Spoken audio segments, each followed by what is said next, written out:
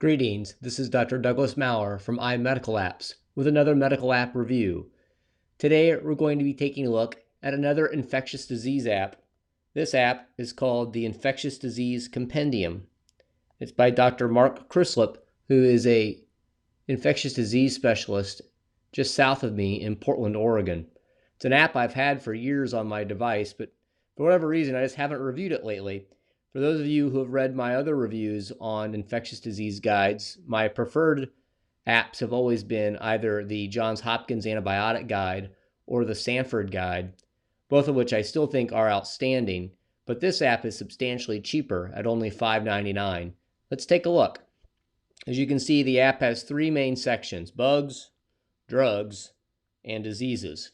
Alphabetized, you can search by going to the More section here. It's really too bad that search function, you can't drag it down from the top like you can on some other Apple apps. That'd be handy to search, but nonetheless, it's there. You can also see under More, they have quite a bit of information, facts about the app, which, oh, by the way, everything Dr. Chris writes is hilarious. He has quite a bit of cheeky humor throughout the app, not just in the facts section, but talking about himself. You can see other, as he calls itself, the Mark Crislip Multimedia Empire, and has a number of other offerings that I have links to in my review. Anyways, let's get down to business here. I had a few things I favorited after looking through different sections. You can see here you can increase font size, add the favorites, edit notes, etc. Go back to the info. Here you can see my favorites. So for example, if we go under Acinetobacter, as most of you know, I'm an active duty military physician, and you can see here information about Acinetobacter, which we do see in soldiers who come back from Iraq and Afghanistan. See a little political commentary he has there as well. Talks about treatment. He has a number of hyperlinks throughout to various articles, guidelines, etc. I think that's great. The app also is hyperlinked within itself, so you can type on, say, tigecycline, and it goes to that section of the app and gives you information about the drug. You can see it's well referenced throughout. I love these rants, pearls, use for, don't use for, very practical information. And as I said before, there's quite a bit of comedy throughout. Fancy Smancy, for example, listed there. Going back to my favorites again, some other examples that I liked. Obviously, there's no way he's not going to have some fun with mad cow disease. I'd worry more about CAD with the Whopper you are eating if I were you, for example.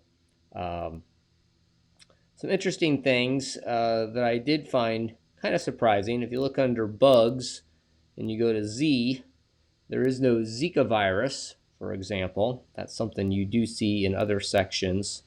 Some of the medication details, I thought this was hilarious, just talking about Augmentin, pretty much how it's worthless. There's only use for this drug is for animal bite prophylaxis. Otherwise, just give your patients diarrhea, which I don't disagree with at all. So you can see it's pretty basic to navigate around, but it has quite a bit of fun information throughout it. Not to mention, it's just fun to read. And you can just imagine, just as soon as you see bedbug, immediately the comedy begins.